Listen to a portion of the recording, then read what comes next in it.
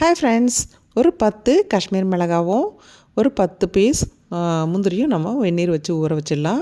10 பல்லு பூண்டு, 10 சும்மா ஒரு சின்ன துண்டு இஞ்சி, 1 ஸ்பூன் மிளகு, 1 ஸ்பூன் சீரகம், 1 ஸ்பூன் சோம்பு, 1 ஸ்பூன் கசகசா, 1/4 ஸ்பூன் வெந்தயம்.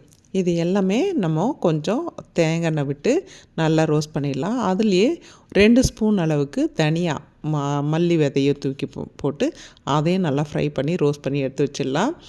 அதுக்கப்புறம் நம்ம ஆல்ரெடி நம்ம கழுவி வச்சுருக்கிற ப்ரானில் காஷ்மீர் மிளகாத்தூளும் மஞ்சத்தூள் உப்பு போட்டு இஞ்சி பூண்டு கொஞ்சமாக போட்டு நல்லா விரவி எடுத்து ஃப்ரிட்ஜில் வச்சிடலாம்.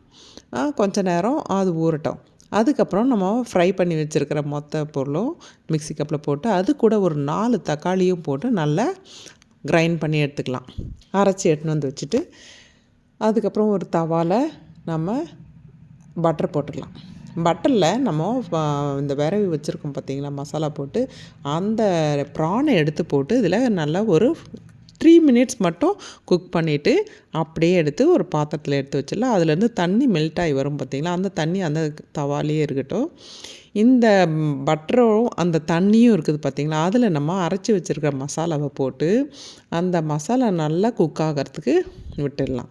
அதுலேயே அப்படியே கருவேப்பிலையும் போட்டு நல்லா குக் ஆகி விட்டுட்டு அந்த மிக்ஸி கப் கழுவி அந்த தண்ணியும் கொஞ்சம் ஊற்றிக்கலாம். அந்த ஃபுல்லாக அந்த தண்ணியெல்லாம் நல்லா வற்றி வரட்டும்.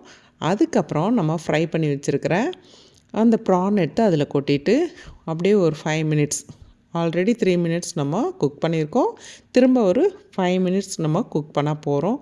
அதுக்கப்புறம் இறக்கி அது மேலே மல்லித்தூளை போட்டு இறக்கிடுவோம். சூப்பரான ப்ரான் தொக்கு நமக்கு ரெடி ஆகிடும். இது சூப்பரான சப்பாத்தி, இட்லி, தோசை, நான், பரோட்டாக்கெல்லாம் அவ்வளோ ஒரு டேஸ்ட்டாக இருக்கும். நீங்கள் செய்து சாப்பிட்டு பாருங்கள். கண்டிப்பாக இந்த டேஸ்ட்டுக்கு நீங்கள் அடிமை ஆகிடுவீங்க.